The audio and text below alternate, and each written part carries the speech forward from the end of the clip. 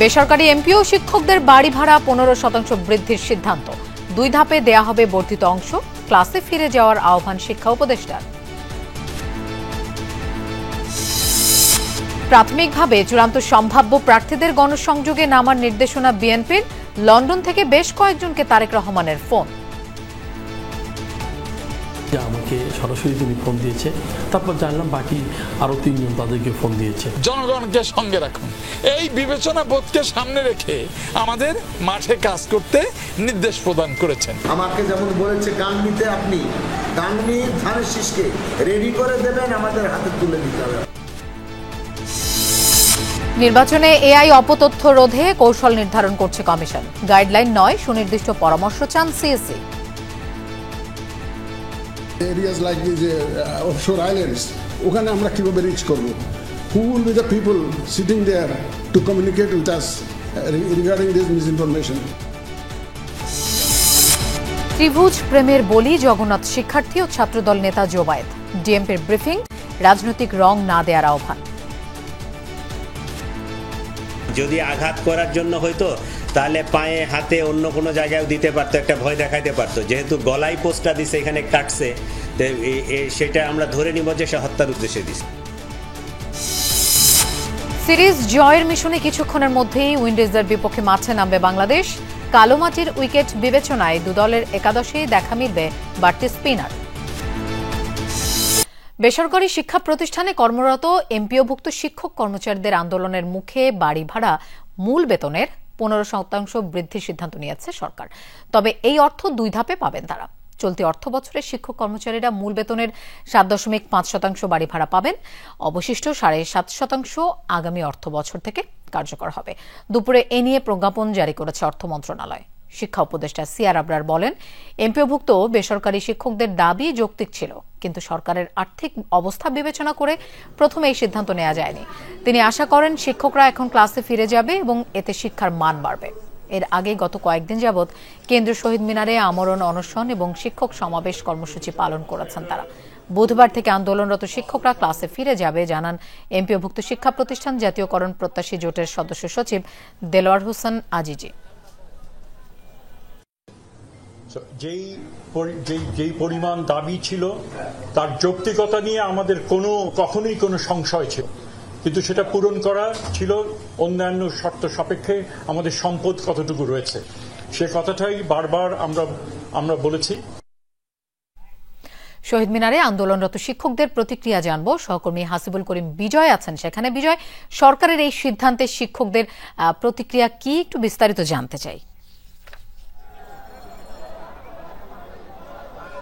লোপা, সরকারের পক্ষ থেকে যেটি আমরা জানতে পেরেছি যে শিক্ষকদের 2 ধাপে 7.5% অর্থাৎ 15% মূল বেতনের বাড়ি ভাড়া বাড়ানোর সিদ্ধান্ত নেওয়া হয়েছে। যেহেতু শিক্ষকদের প্রতিক্রিয়া আমরা জানবো, সরাসরি আমরা শিক্ষকদের কাছে চলে যেতে চাই। আসলে আপনাদের তো 15% মূল বেতনের থেকে বাড়ি ভাড়ার ভাতা বাড়ানোর কথা রয়েছে, মানে সিদ্ধান্ত একটা হয়েছে, তো এটাই আপনারা কি সন্তুষ্ট না নাকি আরো কোনো? এই যে সরকার যে সিদ্ধান্ত দিচ্ছে আমরা এই সিদ্ধান্তের সাথে একমত না, কারণ আমাদের এই যে 20% বাড়ি ভাড়া এটা আমাদের অত্যন্ত ন্যূনতম দাবি। এই দাবি পূরণ হওয়া, সকল শিক্ষক এই দাবি পূরণের জন্য এখানে এসছে। আমরা মনে করি যে আমাদের দাবি যৌক্তিক দাবি এবং এটা সরকার পূরণ করবে। ধন্যবাদ আপনাকে। আপনার কাছেও একটু জানতে চাই যে সরকারের পক্ষ থেকে যে 15% ভাতা দেওয়ার যে সিদ্ধান্ত হয়েছে সেটিতে কি আপনারা সন্তুষ্ট নাকি সন্তুষ্ট না?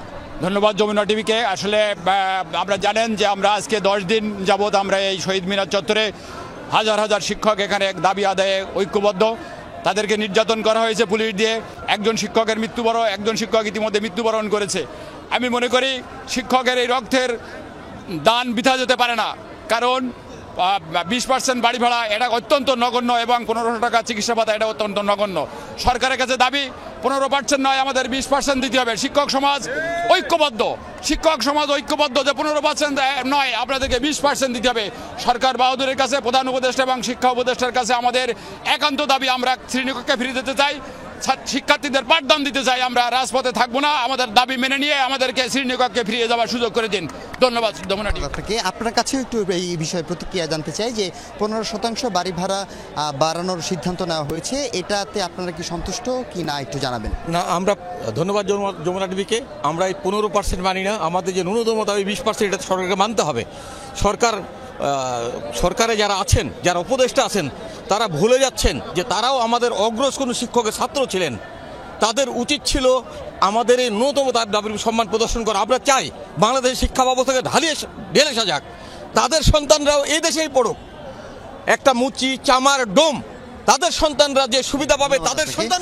লোপা শুনছিলেন যে শিক্ষকদের কাছ থেকে আমরা প্রতিক্রিয়া শুনছিলাম, তাদের এই সিদ্ধান্তে সরকারের যে 15% ভাতা বাড়ানোর, বাড়ি ভাড়া বাড়ানোর যে সিদ্ধান্ত নেওয়া হয়েছে, এতে তারা আসলে সন্তুষ্ট না এবং এতে পরবর্তী তারা তাদের আন্দোলন আসলে চালিয়ে যাবে। লোপা, বিজয়, আপনাকে ধন্যবাদ আমাদের সাথে যোগ দেবার জন্য। শিক্ষা উপদেষ্টার সঙ্গে আন্দোলনরত এমপিওভুক্ত শিক্ষকদের বৈঠকে ছিলেন আমাদের সহকর্মী আলমগীর স্বপন। আমরা তার কাছ থেকে বিস্তারিত জানব। স্বপন, শিক্ষক কর্মকর্তা কর্মচারীদের আরও কিছু দাবি ছিল, সেগুলোর বিষয়ে কি সিদ্ধান্ত হলো?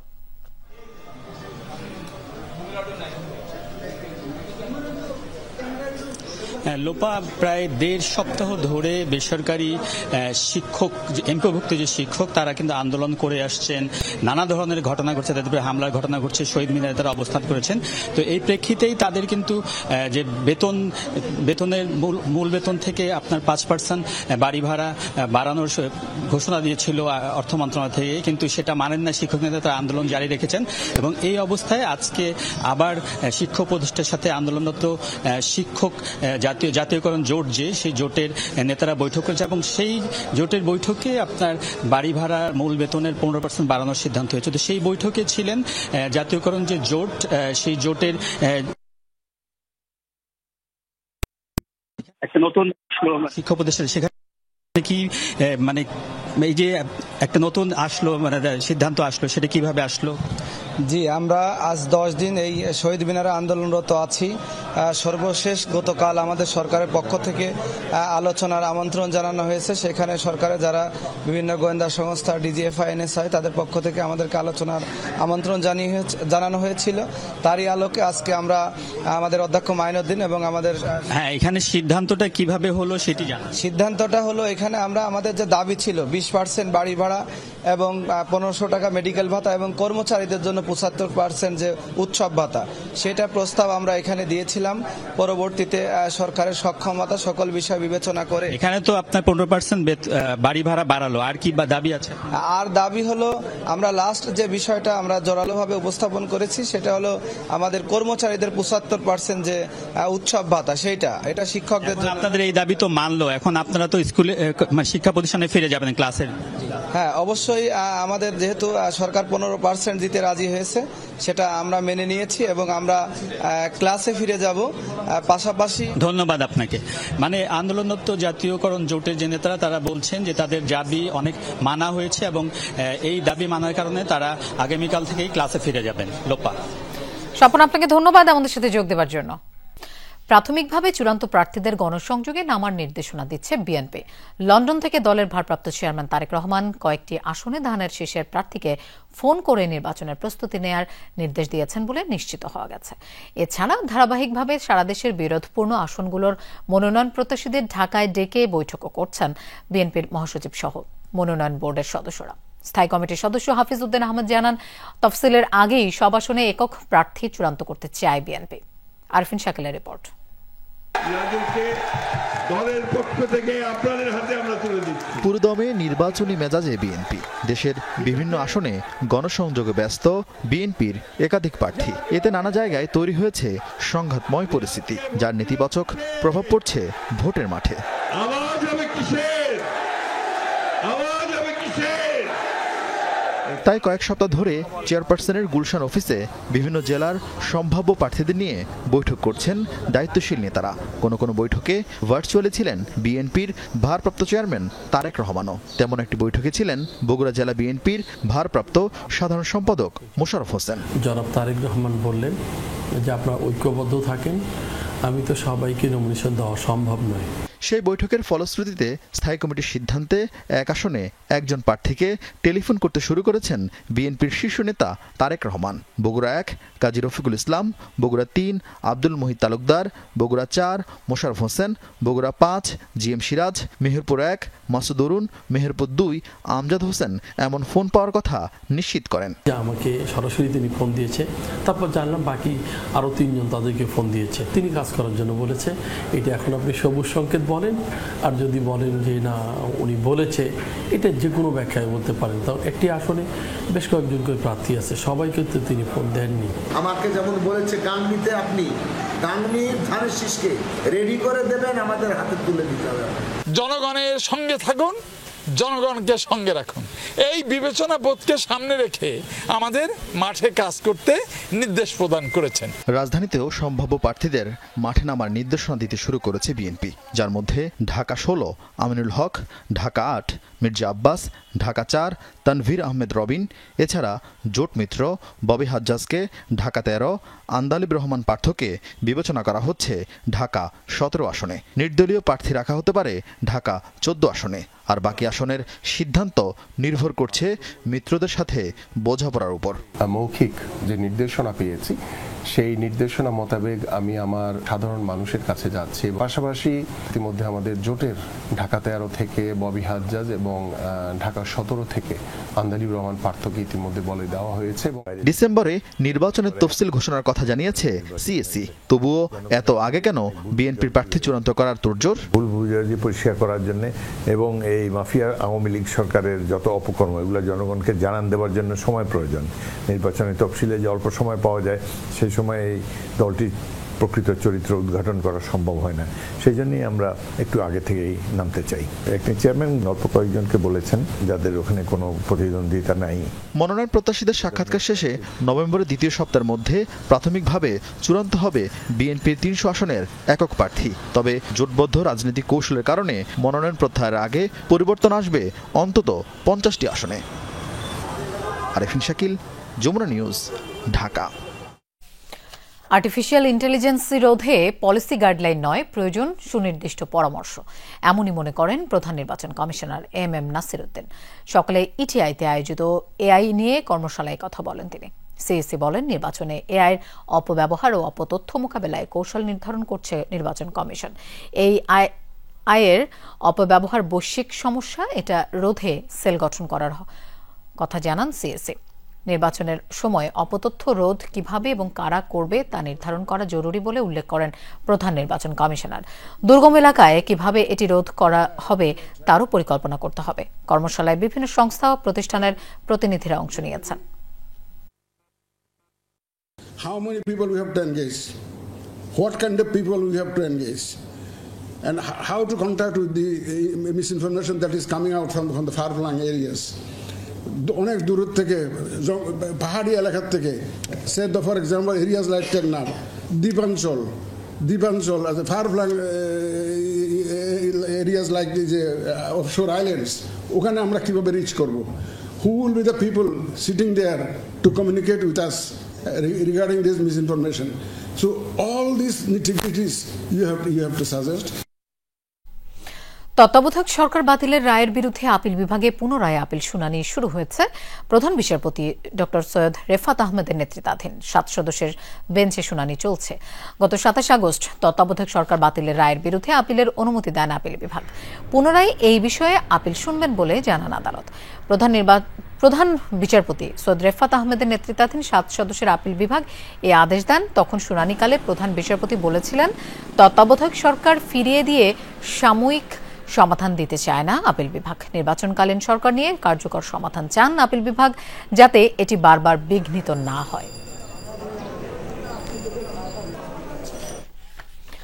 জোবায়েদ হত্যাকাণ্ডের মাস্টার মাইন্ড ছিলেন জোবায়েদের ছাত্রী বর্ষা। এ ঘটনায় সরাসরি অংশ নেয় বর্ষার প্রেমিক মাহির ও তার বন্ধু ফারদিন আহমেদ আইলান। এই 3 জনকেই গ্রেফতার করেছে পুলিশ। মঙ্গলবার ডিএমপি মিডিয়া সেন্টারে এক ব্রিফিংয়ে এই তথ্য জানান ডিএমপি অতিরিক্ত commissioner M Nazrul Islam.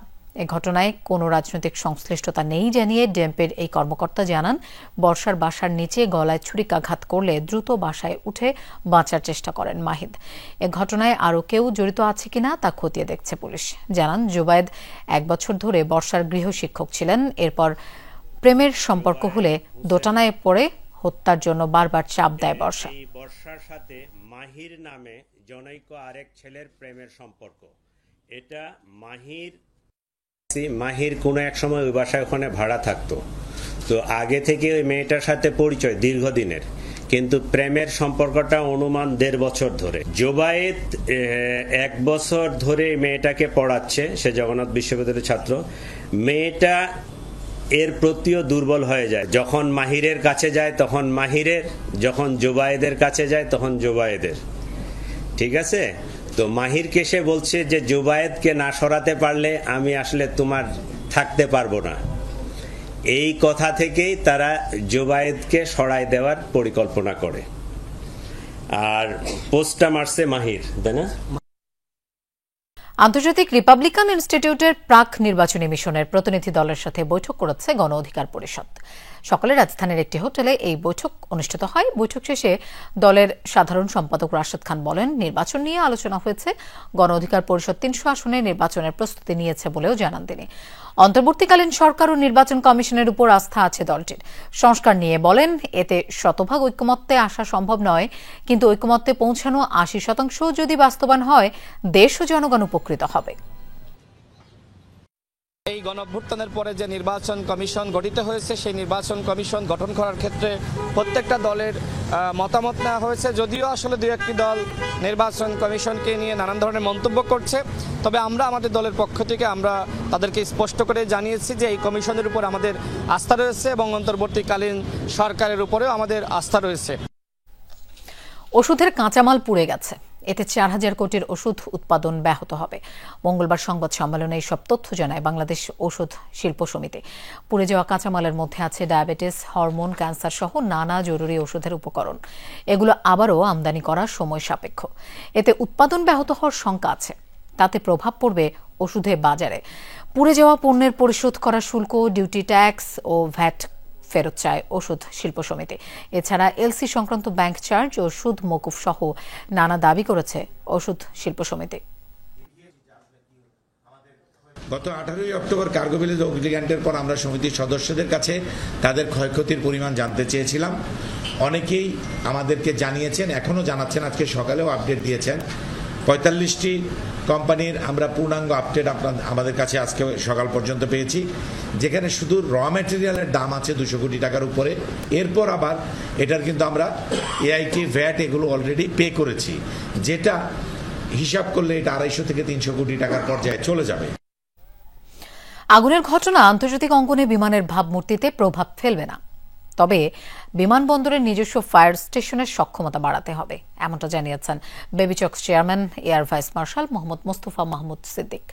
Cargo কমপ্লেক্সে আগুন লাগার পর অগ্নি নির্বাপন সক্ষমতা বাড়াতে ভুল ব্যাখ্যা থেকে বেবিচককে 19টি চিঠি পাঠিয়েছে স্টোর ইউনিট, জানান বেবিচক চেয়ারম্যান। কুর্মিটোলায় বেসামরিক বিমান চলাচল কর্তৃপক্ষের প্রেস ব্রিফিংয়ে এসব তথ্য জানান তিনি। ছাড়া 21 তারিখ রাত 12টা পর্যন্ত 3 দিনে অতিরিক্ত ফ্লাইটগুলোতে ট্যাক্স মওকুফ করা হয়েছে। নতুন কার্গো টার্মিনাল নিয়েও কথা বলেন বেবিচক চেয়ারম্যান, জানিয়েছেন 1000 কোটি টাকার ব্যবধান রয়েছে।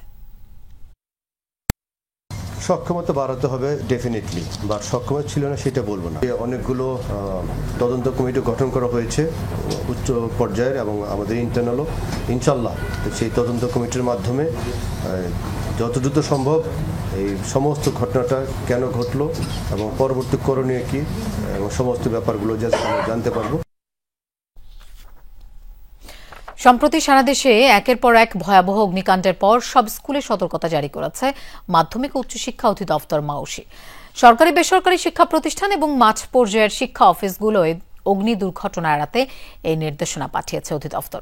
এতে বলা হয়েছে, শিক্ষা মন্ত্রণালয়ের অধীন সব অধিদপ্তর, দপ্তর, অফিস বা শিক্ষা প্রতিষ্ঠান থেকে বের হওয়ার আগে নিজ নিজ রুমের সব বৈদ্যুতিক সুইচ, লাইট, ফ্যান ও কম্পিউটার বন্ধ করতে হবে।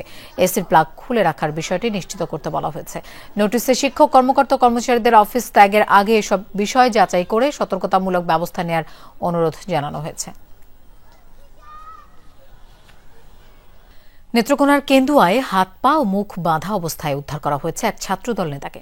সোমবার রাতে উপজেলার গন্টা এলাকায় বড় কালিয়ান সড়কের পাশ থেকে উদ্ধার করা হয় ইউনিয়ন ছাত্রদলের সিনিয়র সহসভাপতি জাহাঙ্গীর আলম দিদারকে। স্থানীয়রা বাদল ভূঁইয়া ইটভাটায় তাকে অচেতন অবস্থায় পড়ে থাকতে দেখে হাসপাতালে নিয়ে যায়। চিকিৎসার পর সুস্থ স্বাভাবিক অবস্থায় ফিরেছেন জাহাঙ্গীর আলম। স্বজনরা জানায় ইউনিয়ন বিএনপির কমিটি নিয়ে বিরোধের জেরে এই ঘটনা ঘটে থাকতে পারে। এ ঘটনায় এখনো কোনো মামলা হয়নি।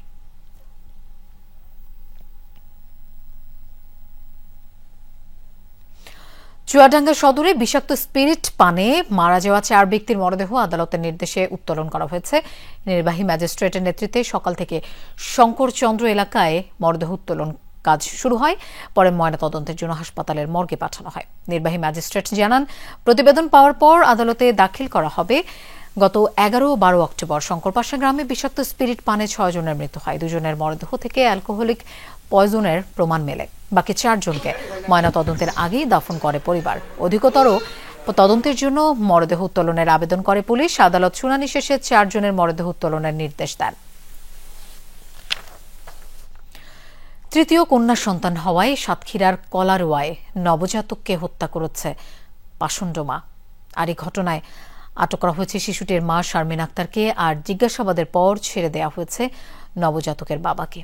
সোমবার রাতে উপজেলার কাজিরহাট হাই স্কুল মাঠ সংলগ্ন খাল থেকে 5 দিন বয়সী শিশুটির মরদেহ উদ্ধার করা হয়। স্থানীয়রা জানায়, সোমবার বিকেলে নবজাতককে নিয়ে তার মা বাইরে যান। কিছুক্ষণ পর তিনি ফিরে এসে জানান সন্তানকে পাওয়া যাচ্ছে না। পরে নবজাতকের বাবা ইব্রাহিম খলিল কলারোয়া থানায় গিয়ে সন্তান নিখোঁজের অভিযোগ করতে যান। পুলিশের সন্দেহ হলে থানার একটি তদন্ত টিম ঘটনাস্থলে গিয়ে জিজ্ঞাসাবাদ করে স্বামী স্ত্রীকে। এ সময় স্ত্রীর স্বীকারোক্তি অনুযায়ী রাতে পাশের পুকুর থেকে উদ্ধার করা হয় শিশুর লাশ। এ ঘটনায় নবজাতকের দাদি বাদী হয়ে হত্যা মামলা করেছেন। আমরা যতটুকু অ্যানালাইসিস করেছি মহিলার যে ভাষ্য, ওনার বিবাহিত জীবনে 3টি বাচ্চা, এটা নিয়ে ওনাদের বোনের পারিবারিক একটু মনোমালিন্য ছিল, শুধু মেয়ে বাচ্চা হচ্ছে এরকম একটা বিষয়। এই কারণেই মূলত উনি কাজটা করে গেছেন। কেনাকাটায় রীতিমতো হরিলুট চলছে চট্টগ্রাম শিক্ষা বোর্ডে। এসি, কম্পিউটার সহ সব সরঞ্জাম কেনা হয়েছে বাজার দরের তুলনায় প্রায় দ্বিগুণ দামে। সরবরাহকারী ঠিকাদার প্রতিষ্ঠানের নাম ঠিকানাও ভুয়া। শিক্ষা বোর্ডে এ নিয়ে তোলপাড় চললেও দায় নিচ্ছে না কেউ। সাইদুর রশিদ ইভানের তোলা ছবিতে মামুনুর রশিদ অভির রিপোর্ট। চট্টগ্রাম শিক্ষা বোর্ডের কলেজ পরিদর্শকের কক্ষে এবং ইবাদতখানায় 2 টনের এই 2টি এসি লাগানো হয় চলতি বছরের মে মাসে। কেনা দাম 2.5 লাখ টাকা। 3টি টেন্ডারের মাধ্যমে একই ব্র্যান্ডের 10টি এসি কেনা হয়। এর মধ্যে 1.5 টনের 6টি সরবরাহের আদেশ পায় ঢাকার ব্লুপিক ইনোভেশন, আর 2 টনের 4টি পায় চট্টগ্রামের বহদ্দারহাটের চৌধুরী এন্টারপ্রাইজ। তবে সরজমিনে গিয়ে দেখা যায় নাম ঠিকানা ভুয়া। এরকম কোনো কিছু নেই। চৌধুরী এন্টারপ্রাইজ নামে এরকমও নেই। এখানের মধ্যে হক মার্কেট ইউনিটের মধ্যে কোনো এসির দোকান নেই। ভ্যাট ট্যাক্স সহ এসি কেনায় খরচ হয়েছে 12,26,000 টাকা। প্রতিটি 2 টনের এসি 1,25,000 ও 1.5 টনের এসি 1,19,000 টাকা দেখানো হয়েছে। চট্টগ্রামে একাধিক বিক্রয় কেন্দ্রে যাচাই করে দেখা যায় একই এসির দাম 58 থেকে 70,000 টাকা। অর্থাৎ শিক্ষা বোর্ড 10টি এসি কিনেছে বাজার দরের চেয়ে 5,78,000 টাকা বেশি দামে। একটা ওনাদের মতো করে প্রাইস বানাইছে, এটা ওনাদের মতো করে দেওয়া প্রাইস। বাড়তি প্রাইস এটা যদি কেউ করে তাহলে এটা হচ্ছে সম্পূর্ণ ওনারা এটা একটা দুর্নীতি করছে। অদ্ভুত একটা প্রাইস দাম, যেটা কম বাংলাদেশের মার্কেটে নেই। এছাড়া গেল মে মাসে পটিয়ার ইসলাম ট্রেডিং থেকে 3য় জেনারেশনের ইন্টেল কোরাই 5-এর 5টি কম্পিউটার ও 40টি টোনার কেনে চট্টগ্রাম বোর্ড। কিন্তু সরজমিনে পটিয়া গিয়ে দেখা যায় এ নামে কোনো প্রতিষ্ঠান নেই। এখন আমার শহরের ঠিকানায় অফিস আছে, বুঝছেন, ওইটা পটিয়া ঠিকানার ফ্যাক্ট ছিল। আমার একটা বাইয়ে দিছে আমার আছে। তবে এমন কিছু হয় না এখানে যে একেবারে বালুস কেলেঙ্কারি বাংলাদেশ হয়েছে, এরকম কিছু হয় না। প্রতিটি কম্পিউটার 70,000 ও প্রতিটি টোনার 3,500 টাকা দরে কিনেছে শিক্ষা বোর্ড। অথচ চট্টগ্রামে একাধিক বিক্রয় কেন্দ্রে যাচাই করে দেখা যায় একই কনফিগারেশনের কম্পিউটারের দাম 25,000 এবং টোনারের দাম 2 থেকে 2,500 টাকা। অর্থাৎ শিক্ষা বোর্ড কিনেছে বাজার দরের চেয়ে 4,90,000 টাকা বেশি দামে। এত টাকা দিয়ে কোনো সময় আমরা পিসি বিক্রি করিনি। এটা হচ্ছে এক ধরনের দুর্নীতি হয়ে যাচ্ছে। এটা টোটালি পিসি বিলগুলো হচ্ছে কাস্টমার আপনার 22 থেকে 25,000 টাকার ভিতর অ্যাভেলেবেল পিসি পাওয়া যাচ্ছে। শুধু তাই নয়, জুলাইয়ে 5,000 টাকার স্ক্রু 8,300 টাকায় কিনেছে চট্টগ্রাম শিক্ষা বোর্ড। 14 ধরনের ছোটখাটো যন্ত্রপাতি কিনতে খরচ করেছে প্রায় 5 লাখ টাকা। খাদ্যাদেশ এইটাতে যে দ্রব্যটা আসার আছে এটা ঠিক মতো আসছে কিনা এটাই দাম দেখার জন্য ওখানে একটা আছে। বাড়তি দামে সরঞ্জাম কেনার দায় নিতে নারাজ বোর্ড চেয়ারম্যান। এইগুলা যাচাই বাছাই করার কাজ তো আমার না, এটার একটা কমিটি আছে, কমিটি দেখবেন। আমার কাজ হচ্ছে শুধুমাত্র পরীক্ষা শাখা থেকে স্যার আমাদের এই জিনিসটা লাগবে, ওকে, এটা ছাড়া আর কোনো প্রক্রিয়ার সাথে আমার তো সংশ্লিষ্টতা নাই। ঠিকাদারের যোগ সাজসে দুর্নীতির এসব অভিযোগ তদন্তের আহ্বান এই আইনজীবীর। দুর্নীতির একটা চূড়ান্ত উদাহরণ হচ্ছে এই বোর্ডের কর্মকর্তারা, এবং সেক্ষেত্রে চট্টগ্রাম শিক্ষা বোর্ড হয়তো শীর্ষস্থানে অবস্থান করবে। জ্ঞান অর্জনের পাশাপাশি তার চরিত্র গঠন করবে, সেই জায়গাটাই সবচেয়ে পৌঁছে দুর্গন্ধময় হয়েছে। মামুন রশিদ অভি, যমুনা নিউজ, চট্টগ্রাম। ঢাকা সিলেট মহাসড়ক 4 লেন প্রকল্পের আওতায় মৌলভীবাজার সদরের ব্রাহ্মণপাড়া গ্রাম ও শেরপুর মৌজায় ভূমি অধিগ্রহণ করছে সরকার। তবে বর্তমান বাজার দরের তুলনায় অধিগ্রহণ করা ভূমির মূল্য কয়েক গুণ কম দেয়া হচ্ছে অভিযোগ স্থানীয়দের। এজন্য অধিগ্রহণ করা ভূমির নির্ধারিত মূল্যে নারাজি জানিয়ে জেলা প্রশাসকের কাছে আবেদন করেছেন ভুক্তভোগীরা। 4 লেন মহাসড়ক নির্মাণে কর্তৃপক্ষের জোর প্রস্তুতি। প্রকল্প এলাকায় নামানো হয়েছে ক্রেন সহ ভারী যন্ত্রপাতি। ঢাকা সিলেট মহাসড়ক 4 লেন প্রকল্পের আওতায় মৌলভীবাজার সদর উপজেলার শেরপুর বাজার সংলগ্ন এলাকায় জমি অধিগ্রহণের কাজ চলমান।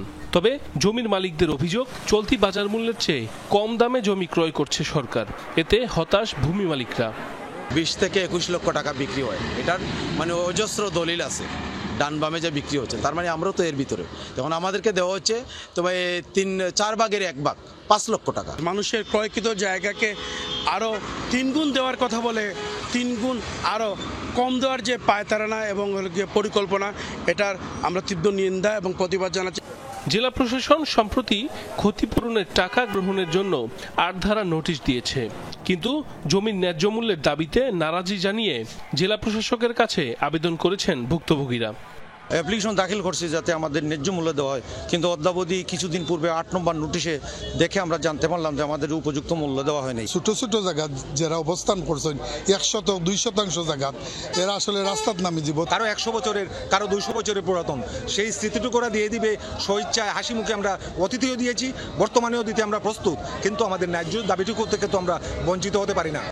জেলা প্রশাসক জানান, সাব রেজিস্ট্রার অফিস অধিগ্রহণকৃত এলাকায় সাম্প্রতিক সময়ে জমির রেজিস্ট্রি দলিলগুলো পর্যালোচনার পর মূল্য নির্ধারণ করে। রাজস্ব ফাঁকি দিয়ে ব্রাহ্মণ গ্রাম আর শেরপুর মৌজার লোকজন কম মূল্যে দলিল রেজিস্ট্রি করায় এমন হতে পারে বলেও মনে করেন তিনি। ওখানে যে রেট ধরা হয়েছে সেই রেটের আপত্তি নিয়ে ওখানকার সাধারণ মানুষ একটা আপত্তি দিছে। আমাদের এখানে আমরা অতিরিক্ত জেলা প্রশাসক রাজস্বকে আমরা এখানে তাকে তদন্তকারী কর্মকর্তা হিসেবে দিছি। তিনি সরেজমিনে দেখে প্রতিবেদন দেবেন, আমরা প্রতিবেদনটা দেখব, দেখে পরবর্তী করণীয় কি সে বিষয়ে আমরা সিদ্ধান্ত নেব। 98 জন ভূমি মালিক সহ ভূমির সুবিধাভোগী ব্যবসায়ী হচ্ছেন প্রায় 300 জন। ক্ষতিগ্রস্তের তালিকায় থাকা এসব মানুষ নেমেছেন আন্দোলনে। সম্প্রতি মানববন্ধন সহ বিভিন্ন কর্মসূচিও পালন করেন তারা। সাইফ আহমেদ, যমুনা নিউজ।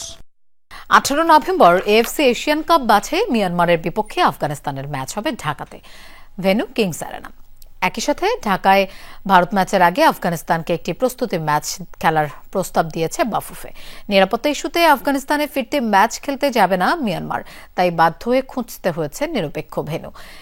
এরই প্রেক্ষিতে বাংলাদেশের কিংস অ্যারেনাকে প্রস্তাব দেওয়া হয়। সেই প্রস্তাবে রাজি হওয়ায় 18 নভেম্বর আফগানিস্তান মিয়ানমার ম্যাচটি ঢাকায় হতে যাচ্ছে।